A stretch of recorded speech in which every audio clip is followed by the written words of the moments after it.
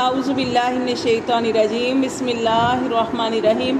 فلا و ربی کا، اور قسم ہے آپ کے رب کی، لا یؤمنون، وہ ایمان نہیں لائیں گے، حتیٰ یہاں تک کہ یحکموک کا، یہاں تک کہ وہ منصف بنا لیں آپ کو، فیصلہ کروائیں آپ سے، فیما شجر بینہم، آپس کے جھگڑے کے بارے میں، ثم پھر لا یجدوا، جو آپ فیصلہ کریں تو وہ نہ پائیں، فی انفسہم، اپنی جانوں میں، حرجن، کوئی تنگی، کہ جو آپ فیصلہ کریں اپنی جانوں میں کوئی تنگی نہ پائیں، مما قضیتا، اور اس کو تسلیم کریں پورا پورا، مما قضیتا ویسلم تسلیما، اور اس کو پورا پورا تسلیم کریں، تسلیم کرنا دل کے ساتھ۔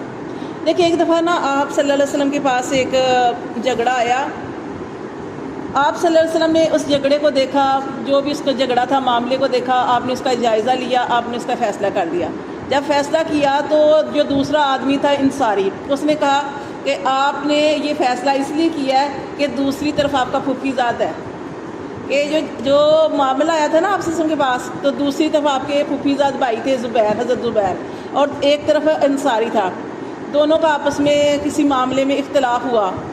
وہ اختلاف کس وجہ سے ہوا؟ پانی کا کوئی معاملہ تھا کہ پہاڑوں سے کوئی پانی آ رہا تھا، تو پہلے حضرت زبیر جو ہے نا، جو آپ سے کے پھوپھی زاد بھائی ہیں، ان کا پہلے وہ باغ آتا تھا، تو وہ انصاری چاہتا تھا کہ جو پانی آ رہا ہے، شاید اس کی یہ مرضی تھی کہ وہ یہ جو پانی آ رہا ہے ہم دونوں کے کھیت میں، یعنی جو باغ میں اکٹھا جائے۔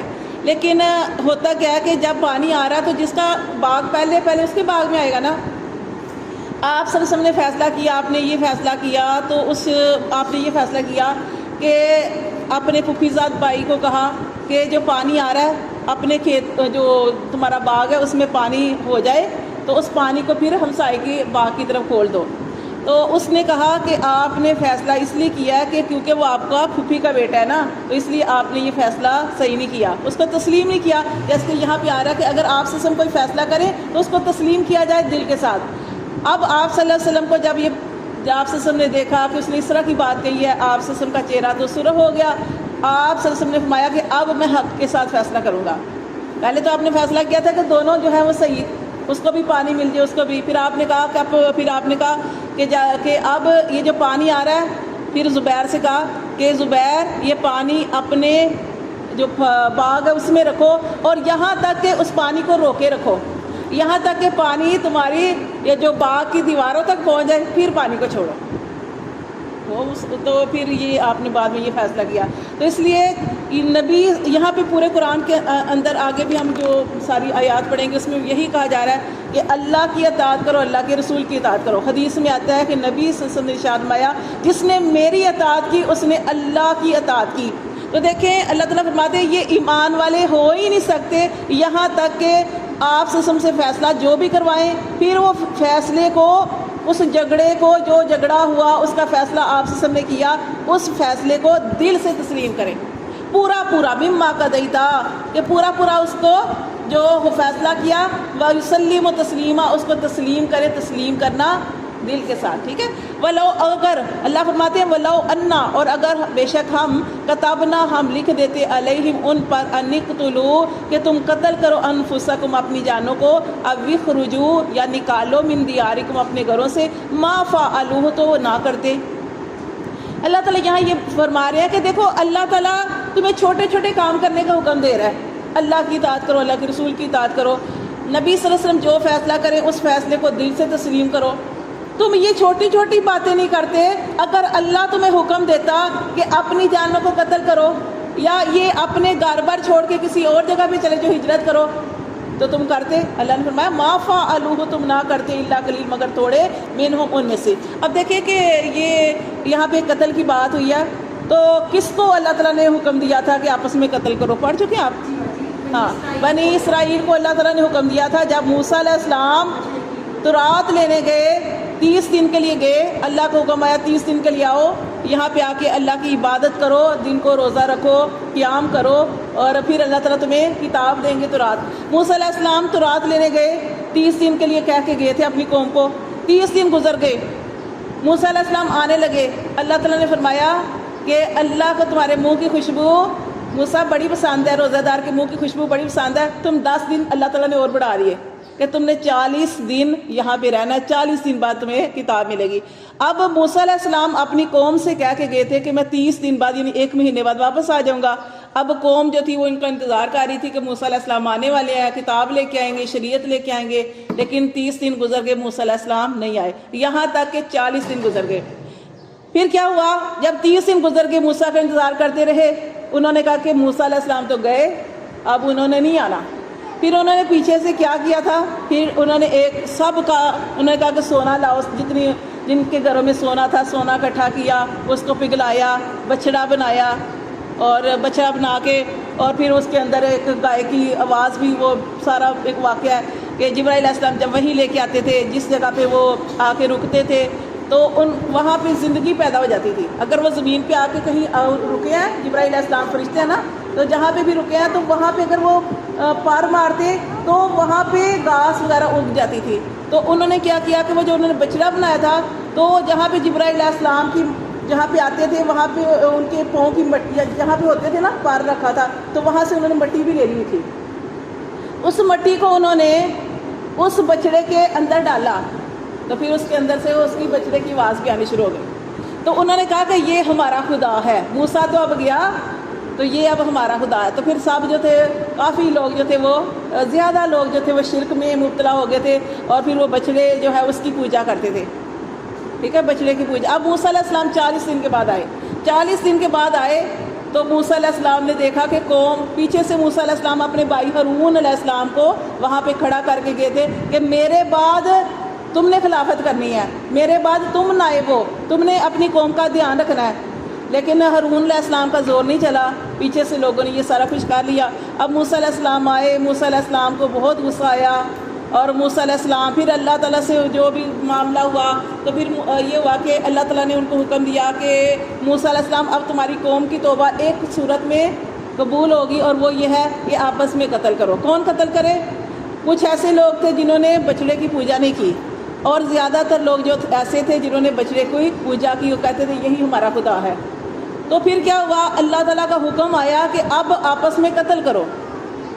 جب قتل کیا تو اللہ کا یہ حکم تھا کہ جو وہ لوگ جنہوں نے بچڑے کی پوجا نہیں کی وہ ماریں گے، ان کو ماریں گے جنہوں نے بچڑے کی پوجا کی۔ تو اللہ تعالیٰ نے دیکھے یہ بھی ایک چیز کر دی تھی کہ اللہ نے دن کے وقت ہی رات کر دی تھی۔ پتہ کیوں؟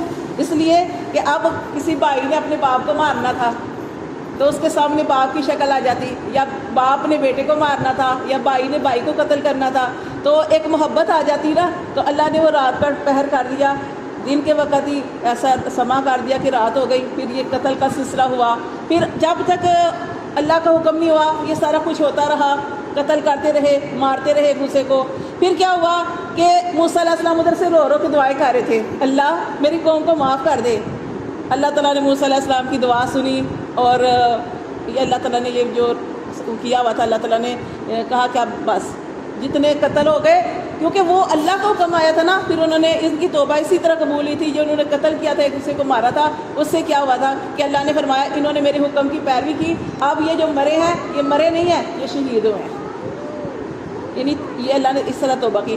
تو دیکھیے اللہ فرماتے ہیں اگر میں تمہیں حکم دیتا کہ تم نے جو میرے اللہ کی رسول کی بات نہیں مانتے تو تم آپس میں قتل کرو، تو تم کرتے نہیں کرتے۔ اللہ فرماتے ہیں اگر تمہیں میں، چلو قتل تو چھوڑو، اگر میں تمہیں یہ حکم دیتا کہ تم اپنے گھر بار چھوڑ کے کسی دوسری جگہ پہ چلے جاؤ، تم جاتے نہیں جاتے۔ کیوں؟ جہاں پہ انسان رہتا ہے نا، انسان کو اس جگہ سے محبت ہوتی ہے۔ کسی وقت آپ نے دیکھا ہوگا کہ اللہ تعالیٰ زیادہ کسی کو دے لیتا ہے نا، کسی اونچی جگہ پہ انسان جانے گھر بنا لیتا ہے، تو لیکن کئی لوگ نہیں جاتے، وہ کہتے ہیں نہیں ہمیں اس جگہ سے پیار ہے۔ ہاں ہماری جوانی ہمارے ماں باپ کے گھر، اور وہیں سے ہم اپنے سسرال آتے ہیں، اب یہی وہ سسرال ہے کہ ہم مائکے گھر جاتے ہیں، ہمارا دل نہیں لگتا، ایک دن یا 1 گھنٹہ یا 2 گھنٹے ہم رہیں گے، پھر کہیں گے اپنے گھر جانا ہے۔ تو یہ اپنا گھر بار چھوڑنا بہت مشکل ہوتا ہے۔ آپ نے دیکھا قرآن کے اندر پڑھ چکے ہیں حضرت صہیب رومی کا جو واقعہ ہے، رضی اللہ تعالیٰ صحابی تھے، کہ جب مکہ سے ہجرت، اب اور دیکھیں ہو چکا ہے، ہمیں مشکل لگتا ہے، اللہ فرماتا ہے تم نہ کرتے، لیکن یہ ہو چکا ہے۔ جب مکے والوں نے اتنا تنگ کیا تو صحابہ کرام اپنے گھر بار بیوی بچے چھوڑ کے چلے گئے، سارا کچھ چھوڑ کے مدینہ چلے گئے اور خالی ہاتھ گئے، ان کے پاس کچھ بھی نہیں تھا. اور عبد الرحمن بن عوف کے بارے میں جانتے ہیں، صحابی اتنے پیارے، اتنا مال و دولت والے تھے، سارا کچھ چھوڑ کے چلے گئے. اور وہاں پہ جا کے تو کسی انصاری، پھر آپ سے سب نے بائی بائی بنا دیا مہاجر انصار کو، پھر وہاں پہ رہے. پھر اتنے زیادہ وہ عزت والے انسان تھے کہ انہوں نے کہا، اس کے حالانکہ بائی کو بائی یعنی بنا دیا، مہاجر کو انصار کے ساتھ بنا دیا، لیکن انہوں نے کہا نہیں میں خود کمائی کروں گا، اور خود جا کے کما کے لے کے آئے. اور بازار کا رستہ بس بتا دو. پھر اللہ تعالیٰ کو ان کی ادا اتنی پسند آئی کہ اللہ نے ان کو اتنا دیا کہ جو آپ محنت تو کریں، آپ کوشش تو کریں، آپ کوشش نہ کریں، آپ کہیں اللہ میری رزق دے دے گا. دیتا ہے اللہ، لیکن اس طرح نہیں ہوتا کہ آپ کچھ بھی نہ کریں اور کہیں کہ اللہ میں گھر پہنچا دے گا. ایسے نہیں ہوتا. انسان کو اللہ نے مرد کو پیدا کیا ہے، معاش کی ذمہ داری اس کے اوپر ڈالی ہے. عورت کو اس لیے کہ عورت آپ بیٹھی رہے سارا دن کچھ نہ کرے کہ ہانڈی پاک جائے گی، اچھا یہ ہو جائے گا. اس طرح نہیں ہوتا. اللہ نے جو ڈیوٹیاں لگائی ہیں ان ڈیوٹیوں کو پورا کرنا پڑتا ہے. اسی طرح صہیب رومی کا واقعہ میں آپ کو بتانے لگی تھی کہ حضرت صہیب رومی جب مکہ سے مدینہ کی طرف جانے لگے ہیں تو مشرکین نے روک لیا. وہ کہنے لگے اتنا، ان کے پاس اتنا زیادہ مال و دولت تھا، انہوں نے کہا نہیں لے کے جا سکتے، آپ نے مکے میں کمایا ہے. اب سوچے تھا تو ان کا نا، لیکن انہوں نے کہا نہیں آپ نے مکے میں کمایا، مکے سے کمایا، یہ مکے کے اندر سارا کچھ چھوڑ کے جاؤ پھر ہم آپ کو جانے دیں گے. انہوں نے کہا ٹھیک ہے، مجھے نبی کا ساتھ چاہیے، مجھے نبی صلی اللہ علیہ وسلم کے پاس جانا ہے. انہوں نے کہا میں سارا کچھ مجھے میرا لے لو، میں جا رہا ہوں. لیکن انہوں نے ایک بات اور کہی تھی، انہوں نے کہا کہ دیکھو اگر میں تمہارے ساتھ لڑنا چاہوں نا تو میں تلواروں کے ساتھ تمہارے ساتھ تیر لڑوں تو میرا ایک بھی تیر خطا نہ جائے. مطلب کہ اتنا زیادہ ماہر تھے.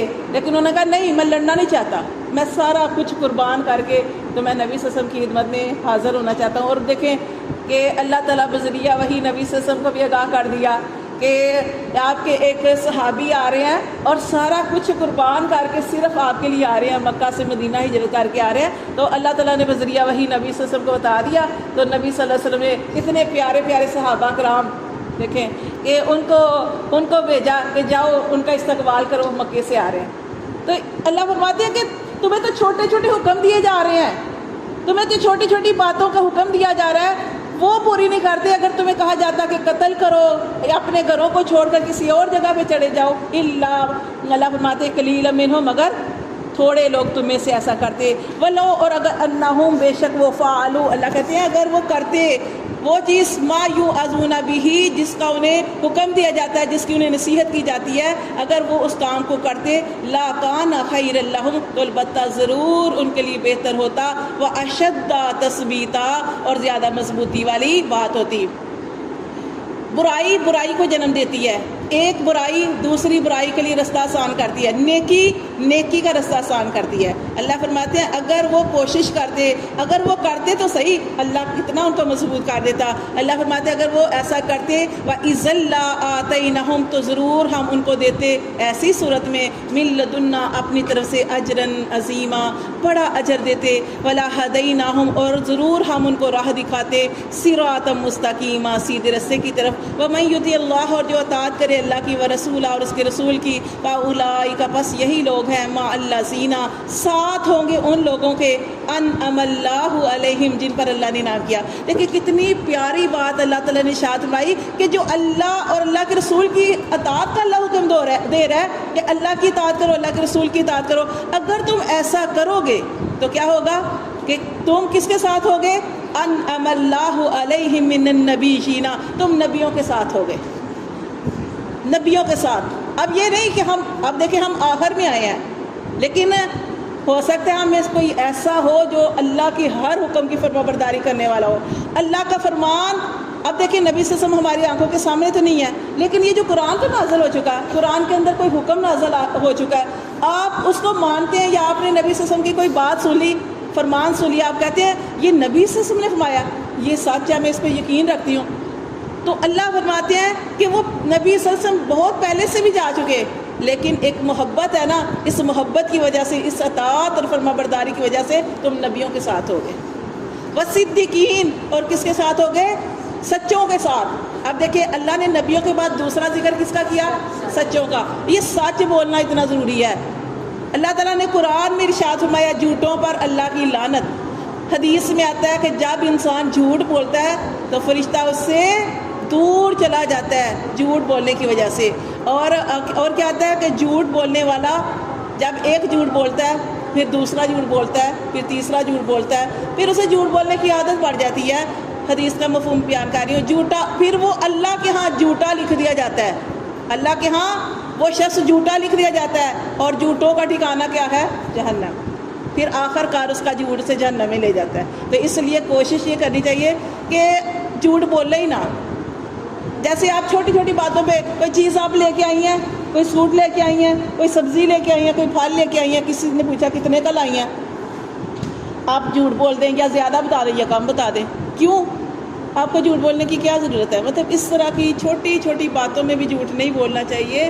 کوشش کرنی چاہیے کہ جھوٹ سے بچیں, کیونکہ اللہ نے فرما دیا کہ جھوٹوں پر اللہ کی لعنت ہے.